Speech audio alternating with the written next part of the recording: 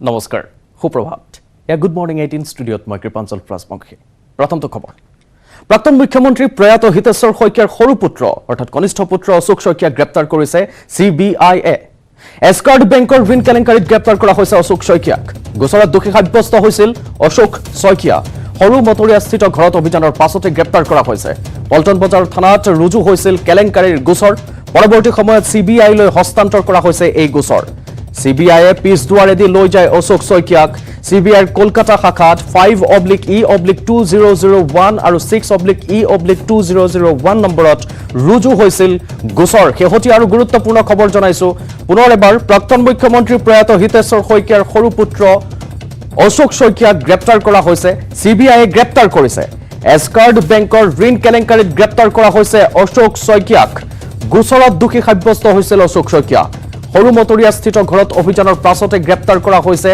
পল্টন বজাৰ থানাত ৰুজু হৈছিল কেলেংকাৰীৰ গোচৰ পৰৱৰ্তী সময়ত CBIলৈ হস্তান্তৰ কৰা হৈছে এই গোচৰ CBIয়ে পিছৰ দুৱাৰেদি লৈ যায় অশোক শইকীয়াক CBIৰ কলকাতা শাখাত 5/E/2001 আৰু 6/E/2001 নম্বৰত ৰুজু হৈছিল গোচৰ এয়া হিতেশ্বৰ শইকীয়াৰ কনিষ্ঠ পুত্ৰক গ্ৰেপ্তাৰ কৰাৰ খবৰ জনাইছো শেহতীয়া খবৰ জনাইছো অশোক শইকীয়াক গ্ৰেপ্তাৰ কৰা হৈছে এছকাৰ্ড বেংকৰ ঋণ কেলেংকাৰীত গ্ৰেপ্তাৰ কৰা হৈছে অশোক শইকীয়াক গ্ৰেপ্তাৰৰ পূৰ্বে কি ক'লে অশোক শইকীয়াই তেওঁৰ মন্তব্য শুনাম এই মুহূৰ্তত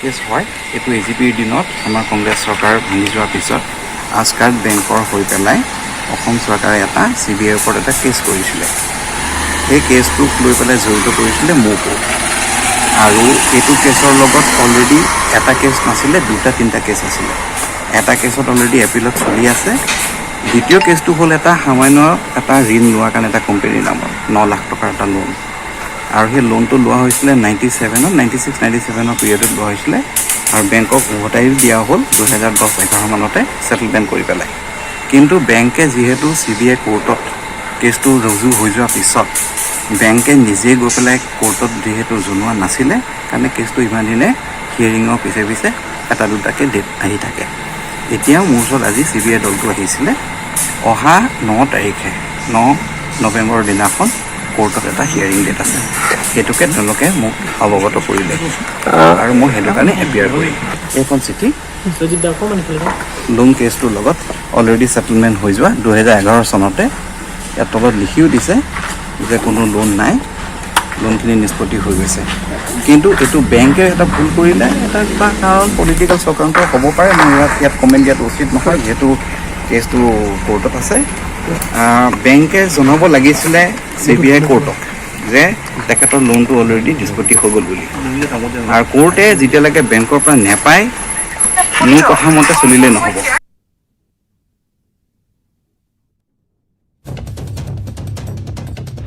এছকাৰ্ড বেংকৰ পৰা এটা লোন লৈছিলে আৰু 2011 চনত সেই বেংকে ওৱান টাইম সেটেলমেণ্টৰ কাৰণে অফাৰ দিছিলে আৰু সেই অফাৰ অনুসৰি ওৱান টাইম সেটেলমেণ্ট তেওঁ কৰিলে 9 লাখ টকা লৈছিল উৎকৰ আৰু তাৰে ওৱান টাইম সেটেলমেণ্ট কৰাৰ পিছত 28 অক্টোবৰ 2015ত বেংকৰ ইনচাৰ্জ জেনেৰেল মেনেজাৰে এখন পত্ৰ প্ৰেৰণ কৰিলে যে আপুনি যি লোন লৈছিলে তাৰ মূল আৰু যি সুদ এই দুইখিনি পৰিশোধ কৰা হৈছে এতিয়া আমাৰ আৰু আপোনালোকৰ লগত কোনো বাকী নাই আৰু সেই গতিকে যদি ৰিকভাৰীৰ কাৰণে কেছটো CBIক দিছিল বেংকৰ ফালৰ পৰাও এটা দায়িত্ব আছিল যে তেওঁলোকে বেংকক ক'ব লাগিছিল বেংকে ক'ব লাগিছিল CBI যে আমি এইবিলাক মানুহৰ পৰা পাইছোঁ তেওঁলোকক আৰু আপোনালোকে ঋণৰ পইচা খুজি কোনো কেছত নলগাব বা কিবা এটা ঋণ ৰিকভাৰী কৰিবলৈ এটা বেলেগ চিষ্টেম আছে সাধাৰণতে CBI নলগায়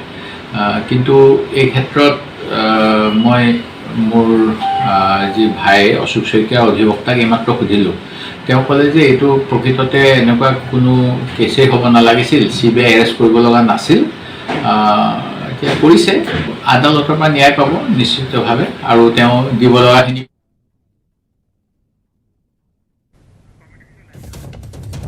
নিশ্চয় সেয়া আছিল ভাতৃক গ্ৰেপ্তাৰ সন্দৰ্ভত বিৰোধী দলৰ প্ৰতি দেৱব্ৰত শইকীয়াৰ প্ৰতিক্ৰিয়া আমি শুনালো এটা গুৰুত্বপূৰ্ণ খবৰ এই মুহূৰ্তত যাক লৈ প্ৰতিক্ৰিয়া হৈছে, যাক লৈ এতিয়া চাঞ্চল্যৰ সৃষ্টি হৈছে সৰ্বত্ৰ। প্ৰাক্তন মুখ্যমন্ত্ৰী প্ৰয়াত হিতেশ্বৰ শইকীয়াৰ কনিষ্ঠ পুত্ৰ এগৰাকী অশোক শইকীয়াক গ্ৰেপ্তাৰ কৰিছে চিবিআই। তাকে লৈ প্ৰতিক্ৰিয়া প্ৰকাশ কৰিছে বিৰোধী দলপতিগৰাকীয়ে। তেওঁ কৈছে যে ইয়া চিবিআইক দিব লগা কাৰণ নাছিল আৰু তাৰ ওপৰতো প্ৰতিক্ৰিয়া ব্যক্ত কৰিছে ভাতৃ অশোক শইকীয়াও। তেওঁ কৈছে যে এই ক্ষেত্ৰত বেংকে এটা ভুল কৰিছে। এনেধৰণে প্ৰতিক্ৰিয়া আৰু সৰ্বত্ৰ চৰ্চা চলি আছে। এছকাৰ্ট বেংকৰ ঋণ কেলেংকাৰীত গ্ৰেপ্তাৰ কৰা হৈছে অশোক শইকীয়াক। আমি জনাই আহিছো গোচৰত দোষী সাব্যস্ত হৈছিল অশোক শইকীয়া। হলমতৰে স্থিত ঘৰত অভিযানৰ পাছতে তেওঁক গ্ৰেপ্তাৰ কৰা হৈছে। পল্টন বজাৰ থানাত ৰুজু কৰা হৈছিল কেলেংকাৰীৰ এক গোচৰ। পৰৱৰ্তী সময়ত ইয়াক চিবিআইলৈ হস্তান্তৰ কৰা হৈছিল। চিবিআই পিছদুৱাৰেদি লৈ গৈছিল অশোক শইকীয়াক।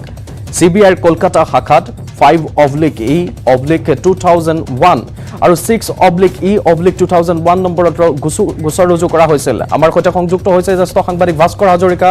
পোনপটীয়া সম্প্ৰচাৰ সংযুক্ত হৈছো ভাস্কৰ হাজৰিকা আপোনাৰ সৈতে। শেহতীয়া তথ্য জানিব বিচাৰিম। প্ৰয়াত মুখ্যমন্ত্ৰী হিতেশ্বৰ শইকীয়াৰ কনিষ্ঠ পুত্ৰ অশোক শইকীয়াক গ্ৰেপ্তাৰ কৰিছে, সেই সন্দৰ্ভত আৰু কি শেহতীয়া তথ্য আছে আপোনাৰ হাতত? চাওক, ইতিমধ্যে যোৱাকালি যিহেতু সকলোৱে জ্ঞাত যে বিয়লি ভাগত চিবিআইৰ এটা বৃহৎ দল আহি অশোক শইকীয়াৰ বাসগৃহত, বিশেষকৈ প্ৰাক্তন মুখ্যমন্ত্ৰী যিগৰাকী হিতেশ্বৰ শইকীয়াৰ কনিষ্ঠ পুত্ৰ তেওঁৰ বাসগৃহত অভিযান চলাইছিলে। আচলতে 1998 চনতেই তেওঁৰ বিৰুদ্ধে এটা গোচৰ ৰুজু হৈছিল পল্টন বজাৰ আৰক্ষী থানাত, আৰু সেইটো হৈছিল এছকাৰ্ট বেংকৰ প্ৰায় 9 লাখ টকাৰ তেওঁ আত্মসাতৰ অভিযোগ আছিলে। আৰু এইখিনি মই কৈ থওঁ, সেই সময়তে তেওঁৰ পিতৃ যেতিয়া অসমৰ মুখ্যমন্ত্ৰী আছিলে প্ৰয়াত হিতেশ্বৰ শইকীয়াদেৱ, আৰু সেই সময়তে হিতেশ্বৰ শইকীয়াদেৱৰ পত্নীক হেমব্ৰহ শইকীয়াক আচলতে এছকাৰ্ট বেংকৰ সেই সময়ত তেওঁক দায়িত্ব দিয়া হৈছিলে, চেয়াৰমেনৰ দায়িত্ব দিয়া হৈছিল। আৰু সেই সময়তে অভিযোগ উঠিছিলে যে বহু কোটি টকাৰ ঋণৰ যি কেলেংকাৰী, সেই কেলেংকাৰী সংঘটিত হৈছিলে। আৰু সেই সময়তে ঠিক 1998 চনত সেই হিতেশ্বৰ শইকীয়াৰ কনিষ্ঠ পুত্ৰ যি তেওঁৰ বিৰুদ্ধে যিহেতু পল্টন বজাৰ আৰক্ষী থানাত এটা গোচৰ ৰুজু হৈছিলে। 9 লাখ টকা ঋণ লৈ এছকাৰ্ট বেংকৰ পৰা সেই ঋণ পৰিশোধ কৰা নাছিলে। পৰৱৰ্তী সময়ত সেই গোচৰটো পল্টন বজাৰ আৰক্ষী থানাৰ পৰা কলকাতা শাখাৰ যি চিবিআইলৈ হস্তান্তৰ কৰা হৈছিল, আৰু চিবিআইত আচলতে 2013 বৰ্ষত তেওঁ দোষী সাব্যস্ত হৈছিল। আৰু যোৱাকালি হঠাৎ চিবিআইৰ এটা দল আহি উপস্থিত হৈছিল, আৰু তাৰপিছত দীৰ্ঘ সময়ত তেওঁক সোধপোছ কৰা হৈছিল। আৰু সোধপোছৰ অন্তত বিয়লি ভাগলৈ অৰ্থাৎ সন্ধিয়া ভাগলৈ তেওঁক গ্ৰেপ্তাৰ কৰি যি গুৱাহাটীস্থিত চিবিআই যি শাখা তালৈ লৈ যোৱা হৈছে। হয়তো আজি বিয়লি ভাগত তেওঁ আদালতত হাজিৰ কৰা হ'ব। ইতিমধ্যে এই সম্পৰ্কত যিগৰাকী আপোনাৰ অভিযুক্ত, ইতিমধ্যে অভিযুক্ত বুলি মই ক'ব বিচাৰিছোঁ, যিহেতু তেওঁক ইতিমধ্যে দোষী সাব্যস্ত হৈছিলে আদালতত। গতিকে সেই তেওঁক আজি বিয়লি ভাগত যেতিয়া তেওঁ আদালতত হাজিৰ কৰা হ'ব, তাৰপাছত হয়তো তেওঁক কাষ্টডিত লোৱা হ'ব। কাৰণ ইতিমধ্যে এই গোচৰৰ প্ৰক্ৰিয়াটো বা এই গোচৰটো 1998 চনতে হৈছিলে। গতিকে তেনেকৈ দীঘলীয়া পৰ্যায়ক্ৰমে দীঘলীয়া প্ৰক্ৰিয়া, আৰু সেই সময়তে আমি আপুনি ক'লে 1998 চনত আৰম্ভ হৈছিল, 2013 চনতো তেওঁলোকে আকৌ কলিকতালৈ সেয়া তাক স্থানান্তৰ কৰা হৈছিল। এই 2013 চনৰ পৰা প্ৰায় 8টা বছৰ মৌন হৈ থাকিল। তাৰপিছত হঠাৎ উঠি আহিল চিবিআই আৰু তেওঁলোকে গ্ৰেপ্তাৰ কৰিবলৈ এতিয়া যুঁজা চলাইছে। এই ক্ষেত্ৰত বিৰোধী দলপতিগৰাকীয়ে বা হিতেশ্বৰ শইকীয়াৰ কনিষ্ঠ পুত্ৰ অশোক শইকীয়াই যি ধৰণে কৈছে, অভিযোগ কৰিছে যে ইয়াত ৰাজনৈতিক ষড়যন্ত্ৰও হ'ব পাৰে, কিন্তু তেওঁলোকে মত ব্যক্ত কৰা নাই। সেই কথাই সঁচা হ'ব পাৰে নেকি? সেই সম্পৰ্কে আপুনি ক'ব পাৰে, কাৰণ ইতিমধ্যে অশোক শইকীয়াৰ জ্যেষ্ঠ ভাতৃ সেই সকলোৱে জানে দেৱব্ৰত শইকীয়া যোৱাকালি সংবাদ মাধ্যমৰ লগত কিছু মন্তব্য আগবঢ়াইছে। কাৰণ তেওঁৰ মতে যিহেতু বেংকৰ পৰা ক্লিয়াৰেঞ্চ দিয়া হৈছিলে, বেংকৰ পৰা আচলতে যিটো লোন আচলতে সেই লোনটো সম্পৰ্কত ইতিমধ্যে চিবিআইক হয়তো তেওঁলোকে নথি দিব লাগিছে। তেওঁলোকে ক'ব বিচাৰিছে হয়তো বেংকৰ ভুল থাকিব পাৰে। গতিকে সেই মুহূৰ্তত আমি ক'ব নোৱাৰিম, কাৰণ যিহেতু ইতিমধ্যে চিবিআইৰ ফালৰ পৰা কোনো ধৰণৰ মুখ খুলিব বিচৰা নাই। কাৰণ ইতিমধ্যে আমি জ্ঞাত নিশাৰ ভাগত তেওঁক গুৱাহাটীস্থিত চিবিআই যি লখৰাস্থিত শাখাত তেওঁক ৰখোৱা হৈছে। হয়তো আজি তেওঁক লৈ যোৱা হ'ব, আদালতত হাজিৰ কৰা হ'ব। পৰৱৰ্তী সময়ত হয়তো তদন্ত প্ৰক্ৰিয়া কেনেদৰে আগবঢ়াই আমি দৰ্শকসকলক বা নিউজ দৰ্শকক আমি জনাবলৈ চেষ্টা কৰিম। কিন্তু এই মুহূৰ্তত ডাঙৰ খবৰ এইটোৱে যে প্ৰাক্তন মুখ্যমন্ত্ৰী হিতেশ্বৰ শইকীয়াৰ পুত্ৰক যোৱাকালি নিশাৰ ভাগত গ্ৰেপ্তাৰ কৰা হৈছে, চিবিআই গ্ৰেপ্তাৰ কৰিছে। আৰু সেয়া এছকাৰ্ট বেংকৰ 9 লাখ টকা কেলেংকাৰীত আচলতে গ্ৰেপ্তাৰ কৰাইছে অশোক শইকীয়াক। আৰু সেই গ্ৰেপ্তাৰ কৰাৰ পাছত তেওঁক সম্পত্তি তেওঁলোকৰ জিম্মাত ৰখোৱা হৈছে। নিশ্চয়, এতিয়া চিবিআইৰ গুৱাহাটীৰ আদালতত আছে, গুৱাহাটীত আছে। তাৰপিছত তেওঁলোকে আদালতত আজি হাজিৰ কৰা হ'ব ভাস্কৰ জ্যোতি হাজৰিকা। তাৰপিছত কলকাতাৰ লগত কিবা যোগসূত্ৰ থাকিব নেকি? তেওঁক আকৌ লৈ যাব পাৰে নেকি? তালৈকে লৈ যোৱাৰ কিবা সম্ভাৱনা আছে নে গুৱাহাটীতে নিষ্পত্তি কৰাৰ তেওঁলোকে যোজা চলাব? নিশ্চয়কৈ, যিহেতু প্ৰথম অৱস্থাত পল্টন বজাৰ আৰক্ষী থানাত যিহেতু গোচৰ ৰুজু হৈছিলে, সেই গোচৰটো যেতিয়া পৰৱৰ্তী সময়ত কলকাতালৈ স্থানান্তৰ কৰা হৈছিলে কলকাতা চিবিআই কাষলৈ। গতিকে তেনে ক্ষেত্ৰত চিবিআই ইয়াত যিহেতু তেওঁক গ্ৰেপ্তাৰ কৰিছে, হয়তো তেওঁক জিম্মা লোৱাৰ পিছত প্ৰয়োজনৰ হয়তো কলকাতালৈ নিয়াৰ সম্ভাৱনা আছে কলকাতাৰ যি কাৰ্যালয় তাত নি হয়তো তেওঁ সোধা পোছা কৰিব পাৰে তেওঁ প্ৰয়োজনীয় নথিপত্ৰ চাব পাৰে প্ৰকৃতাৰ্থত তেওঁ সেই লোনটো কাৰণ ইতিমধ্যে তেওঁ সেই লোনৰ যি 9 লাখ টকা যি লোন লৈছিলে সেই লোন পৰিশোধ কৰা বুলি ক'ব বিচাৰিছে আৰু তেওঁ ক'ব বিচাৰিছে যে সেয়া কেৱল বেংকৰ ভুল আৰু বেংকৰ ভুলৰ বাবেহে আচলতে এই গোচৰটো এতিয়ালৈ নিষ্পত্তি নহ'ল তেনে ক্ষেত্ৰত যদিহে আচলতে সঁচাই বেংকৰ ভুল আছে নিশ্চয়কৈ তেওঁলোকে আইনৰ কাষ চাৰিব পাৰিব বেংকৰ বিৰুদ্ধে গতিকে সেয়া পৰৱৰ্তী সময়ত দেখা যাব কাৰণ ইতিমধ্যে তেওঁৰ সৈতে আমি কথা পাতিছিলোঁ অশোক শইকীয়াৰ সৈতে অশোক শইকীয়াই কালি যোৱাকালি এটা কথা কৈছে যে তেওঁ যিহেতু সেই লোন লোৱাটো হয় কিন্তু সেই লোন ইতিমধ্যে তেওঁ পৰিশোধ কৰিছে আৰু সেয়া বেংকৰ লগত ইতিমধ্যে তেওঁৰ লগত এগ্ৰিমেণ্ট হৈছিলে গতিকে তেনে ক্ষেত্ৰত বেংকে কিহৰ বাবে আচলতে সেই সম্পৰ্কে কাৰণ বেংকৰ দায়িত্ব আছিলে সেই সম্পৰ্কে যিহেতু CBIক অৱগত কৰা যে তেওঁ বেংকটো লোনটো পৰিশোধ কৰিছে গতিকে তেনে ক্ষেত্ৰত লোন পৰিশোধ কৰা বুলি কিয় বেংকৰ পৰা কোৱা হোৱা নাছিল গতিকে সেই সকলো দিশ বা সেই সকলো সম্পৰ্কত যদিহে তেওঁ এই সকলো অভিযোগ নস্যাৎ কৰিছে যে সেয়া বেংকৰ দায়িত্ব আছিল সেয়া বেংকৰ ভুলৰ বাবে আচলতে তেওঁ এনেদৰে CBI আচলতে আহিব লগা হৈছে গতিকে তাৰ পিছতো গ্ৰেপ্তাৰ হৈছে এতিয়া তদন্ত অব্যাহত আছে ভাস্কৰ হাজৰিকা ধন্যবাদ জনাইছো এই মুহূৰ্তত আপোনাক এইখিনি শেহতীয়া তথ্য আপুনি আমাক জনালে পৰৱৰ্তী সময়ত আমি পুনৰ সংযুক্ত হ'ম আপোনাৰ সৈতে সেয়া আছিল আমাৰ ভাস্কৰ জ্যোতি হাজৰিকা সাংবাদিক তেওঁ গোটেইখিনি কথা ফহিয়াই আমাক দৰ্শকসকলক জনালে কিহৰ বাবে প্ৰাক্তন মুখ্যমন্ত্ৰী প্ৰয়াত হিতেশ্বৰ শইকীয়াৰ কনিষ্ঠ পুত্ৰক গ্ৰেপ্তাৰ কৰা হৈছে আৰু এতিয়া হয়তো কলকাতালৈ নিব পাৰে নেকি CBI কিমান দূৰ আগবঢ়াই নিব পাৰে তেওঁলোকৰ তদন্ত সকলো তদন্ত চলি আছে এতিয়া আমি পৰৱৰ্তী সময়ত নিউজ 18ৰ দৰ্শকক জনাবলৈ সক্ষম হ'ম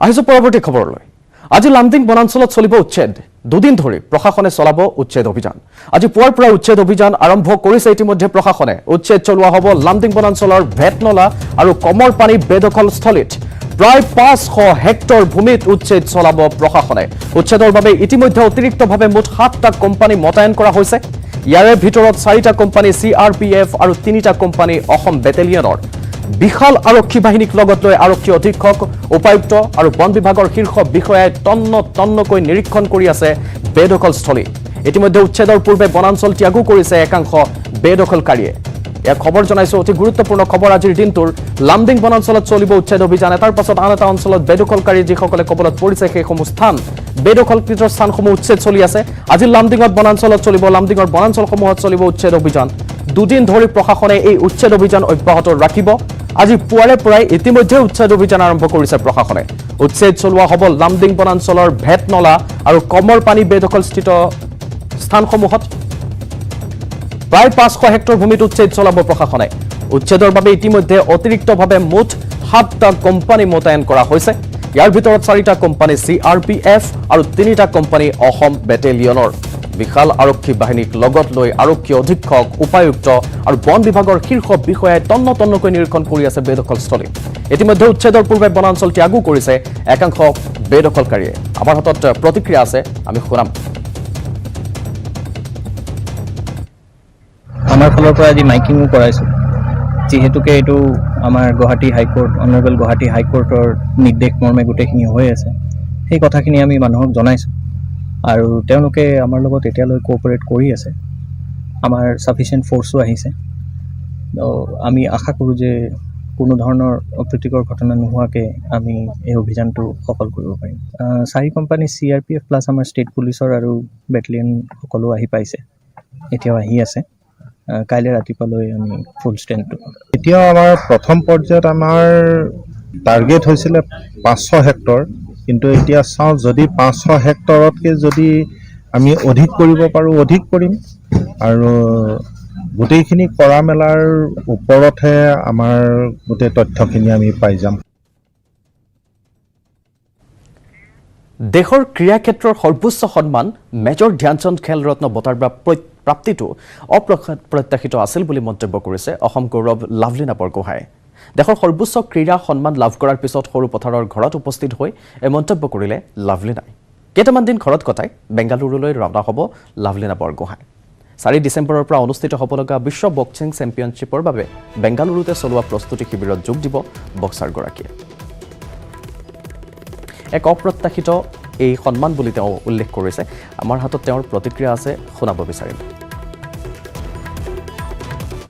ভাল লাগিছে কাৰণ এই বছৰটো মোৰ বাবে বহুতেই বেছি ভাল গ'ল। প্ৰথমতে অলিম্পিকত মই মেডেল ল'বলৈ সক্ষম হ'লোঁ, তাৰ পাছত আকৌ এতিয়া খেলৰত্ন বঁটাও পালোঁ। দুইটাৰ বাবে বহুত বেছি সুখী, কিন্তু ইমান বেছি এক্সপেক্ট কৰা নাছিলোঁ মই যে এবাৰ খেলৰত্ন বঁটা পাম বুলি, যিহেতু মই লাষ্ট ইয়েৰ অৰ্জুন বঁটা পাইছোঁ। একে বছৰতে আকৌ খেলৰত্ন পোৱাৰ ইমান আশা নাছিলে, কিন্তু খেলৰত্ন বঁটাটো সকলোৰে বাবে এটা সপোন হয়। সেই সপোনটো যে মই পূৰা কৰিব পাৰিছোঁ সেইটো মোৰ বাবে এটা বহুত ডাঙৰ কথা, আৰু মই তাৰ বাবে বহুতেই বেছি সুখী, বহুতেই বেছি সুখী। শীঘ্ৰেই সমাধান হ'ব কাৰ্বি আংলঙত বাস কৰা আদিবাসী লোকসকলৰ ভূমিকেন্দ্ৰিক সমস্যাৰ। হাওড়াঘাটত এই মন্তব্য কৰিলে ৰাজ্যসভাৰ সাংসদ কামাখ্যা প্ৰসাদ দাসাই। কাৰ্বি আংলং জিলা বেদিয়া সমাজৰ উদ্যোগত আয়োজিত চহৰাই পৰৱ উৎসৱত অংশ ল'বলৈ হাওড়াঘাটত উপস্থিত হৈছিল সাংসদগৰাকী। চহৰাই পৰৱৰ বিভিন্ন সাংস্কৃতিক অনুষ্ঠানত অংশ লৈ সাংসদগৰাকীয়ে বুজ ল'লে কাৰ্বি আংলঙত বসবাস কৰা আদিবাসী লোকসকলৰ বিভিন্ন সমস্যাৰ। জনগোষ্ঠীটোৰ সকলো সমস্যা সমাধানৰ বাবে কাৰ্বি আংলং স্বায়ত্তশাসিত পৰিষদৰ বিষয়ববীয়াৰ লগতে মুখ্যমন্ত্ৰীৰ সৈতে আলোচনা কৰাৰো প্ৰতিশ্ৰুতি দিলে সাংসদগৰাকীয়ে।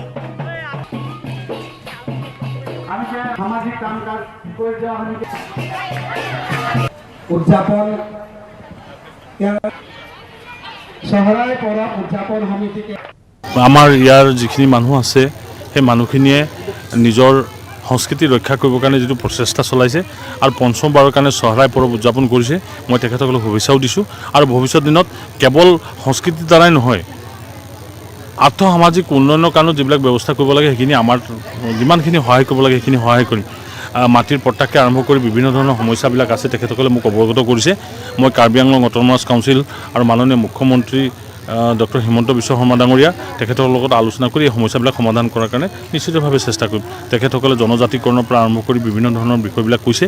এইবিলাক আমি ভৱিষ্যত দিনত সুখে সন্তোষে একেবাৰে সাংস্কৃতিকভাৱে দিয়া লোৱা হিচাপত সকলো মানুহৰ লগত যাতে ভালকৈ বসবাস কৰিব পাৰে তাৰে আহ্বান জনাইছোঁ। আৰু সদায় ভাল থাকিব, ইমান দিন একেলগে বসবাস কৰিছে যেতিয়া কাৰ্বি আংলঙত কোনো অসুবিধা নোহোৱাকৈ বসবাস কৰিছে, কোনোদিন যাতে অসুবিধা নহয় তাৰ কাৰণে। লংকাৰ মাছৰ বজাৰত ভয়ংকৰ অগ্নিকাণ্ডৰ ঘটা। অগ্নিকাণ্ডত ভস্মীভূত হৈছে 4খনকৈ দোকান। জুইত জাহ গৈছে বহু লাখ টকাৰ সামগ্ৰী। পথৰ কাষত জ্বলোৱা জাবৰৰ পৰা অগ্নিকাণ্ডৰ সূত্ৰপাত হোৱাৰ সন্দেহ। মাছ বজাৰৰ জুয়ে চানি ধৰাৰ পিছতে হোৱা দোৱা লাগিল অঞ্চলটোত।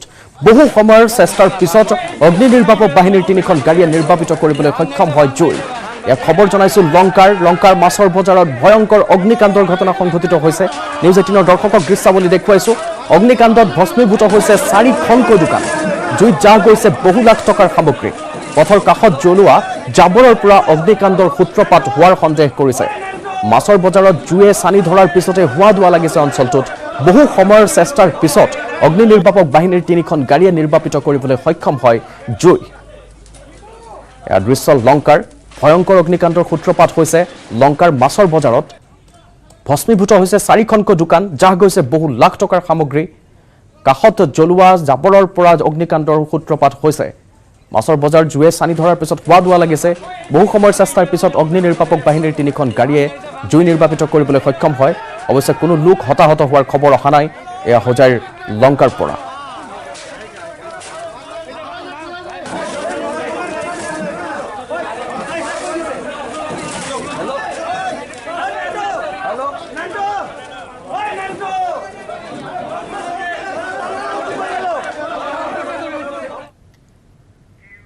পথাৰৰ পকা ধানৰ গোন্ধত মাতাল হৈছে ভোকাতুৰ বন্যহস্তী।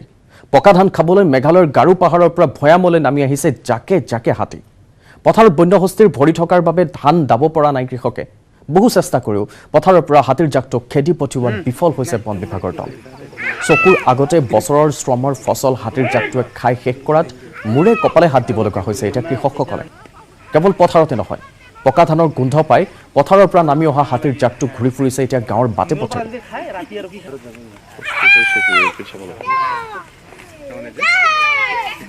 এইটোতো আমাৰ আজিৰ সমস্যা নহয়। আজি ক'ব লাগিলে আজি 15-20 বছৰ আগৰ পৰা এইটোৱে সমস্যা যে হাতীয়ে ধান খোৱাটো আমাৰ বাৰীগাঁও বা এতিয়া অঞ্চলৰ মানুহৰ কাৰণে দুখৰে কথা আৰু এইটো। কিন্তু চৰকাৰৰ ফালৰ পৰা আমি কিন্তু কোনো সুব্যৱস্থা বা আমাৰ আৰ্থিক ফালে কোনো এটা অনুদান বা কিবা যে দিব কোনো এটা হেৰি নাই আৰু ব্যৱস্থাই নাই। এতিয়া হাতী কিমান মান আছে জাকটোত? এতিয়া কমচে কম 30টা মান আছে। 30টা মান আছে। এটা দিনতে ওলাই থাকে? হয়, দিনতে ওলাই। আৰু বহু গুৰুত্বপূৰ্ণ খবৰেৰে চলি থাকিব গুড মৰ্নিং 18 লৈছো এটা বাণিজ্যিক বিৰতি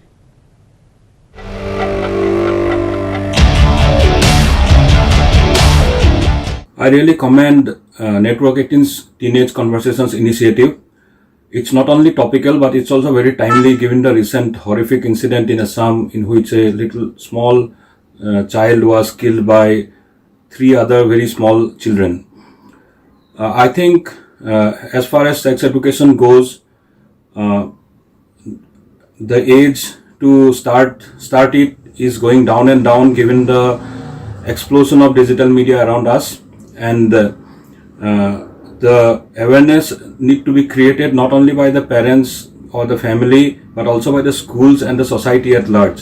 And we need to be also very alert and aware about the dangers that are lurking from various sources, especially digital, and as also many of the dangers that lurk in our society.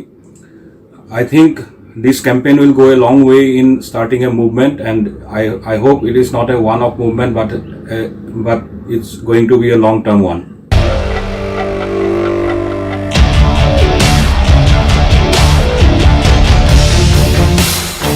আজি দিল্লীলৈ ৰাওনা হ'ব মুখ্যমন্ত্ৰী হিমন্ত বিশ্ব শৰ্মা বিজেপিৰ ৰাষ্ট্ৰীয় কাৰ্যনিৰ্বাহকত অংশ ল'ব মুখ্যমন্ত্ৰীয়ে দিল্লীত চলি আছে বিজেপিৰ ৰাষ্ট্ৰীয় কাৰ্যনিৰ্বাহক বৈঠক আৰু বৈঠকতে এবাৰ ভাগ ল'ব মুখ্যমন্ত্ৰী হিমন্ত বিশ্ব শৰ্মা দিল্লীলৈ ৰাওনা হ'ব মুখ্যমন্ত্ৰীগৰাকী বিজেপিৰ ৰাষ্ট্ৰীয় কাৰ্যনিৰ্বাহকত ল'ব তেওঁ অংশ দিল্লীত চলি আছে বিজেপিৰ ৰাষ্ট্ৰীয় কাৰ্যনিৰ্বাহক বৈঠক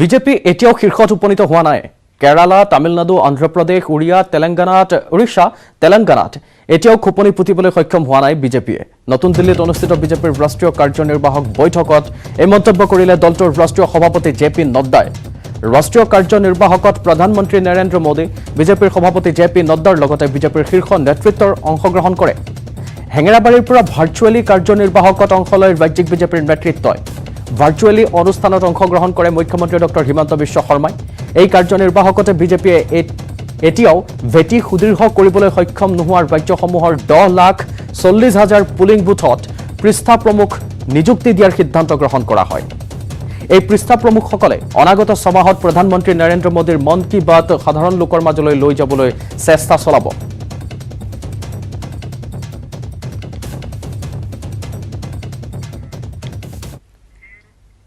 হ্ৰাস পাব অত্যাৱশ্যকীয় সামগ্ৰীৰ মূল্য লাহে লাহে নিয়ন্ত্ৰণ হ'ব সামগ্ৰীৰ মূল্য এই আশ্বাস দিছে মুখ্যমন্ত্ৰী ডক্টৰ হিমন্ত বিশ্ব শৰ্মাই 10 মেৰ পূৰ্বে নিষ্পত্তি হ'ব সকলো গোচৰ অসমত আছে নিষ্পত্তি নোহোৱা 2 লাখ গোচৰ ফাইলৰ বুজা হ্ৰাস কৰাৰ বাবে 10 মেলৈ নিৰন্তৰ কাম কৰিব চৰকাৰে অৱশেষত আশ্বাস দিছে হ্ৰাস পাব অত্যাৱশ্যকীয় সামগ্ৰীৰ মূল্য বুলি মুখ্যমন্ত্ৰীগৰাকীয়ে লাহে লাহে নিয়ন্ত্ৰণ হ'ব সামগ্ৰীৰ মূল্য 10 মেৰ পূৰ্বে নিষ্পত্তি হ'ব সকলো যেহেতু গোচৰ অসমতে আছে নিষ্পত্তি নোহোৱা 2 লাখ গোচৰ ফাইলৰ বুজা হ্ৰাস কৰাৰ বাবে 10 মেলৈ নিৰন্তৰ কাম কৰিব চৰকাৰে আমি তাৰ ভাষ্য শুনাম মূল্য বৃদ্ধিটো লাহে লাহে কমি যাব পেট্ৰল আৰু ডিজেলৰটো আজি অসমৰ আজি চাৰ্ট আমি পাইছোঁ অসমৰ পেট্ৰল ডিজেলৰ নাম ভাৰতৰ ভিতৰত সৰ্বনিম্ন 2 নম্বৰ ওপৰৰ পৰা নহয় তলৰ পৰা আৰু যেতিয়া পেট্ৰল ডিজেলৰ দাম লাহে লাহে কমিব খাদ্য সামগ্ৰীৰ দামো কমি যাব মূল্যবৃদ্ধিক লৈ দায়খৰা মন্তব্য শাসকীয় পক্ষৰ মূল্যবৃদ্ধিৰ খবৰ পোৱা নাই এসময়ত আলু পিঁয়াজৰ মালা পিন্ধি মূল্যবৃদ্ধিৰ প্ৰতিবাদ কৰা বিজেপি বিজয় চক্ৰৱৰ্তীয়ে দাম কমাবলৈ দোকানীক কবলৈ ৰাইজক আহ্বান দিগন্ত কলিতাৰ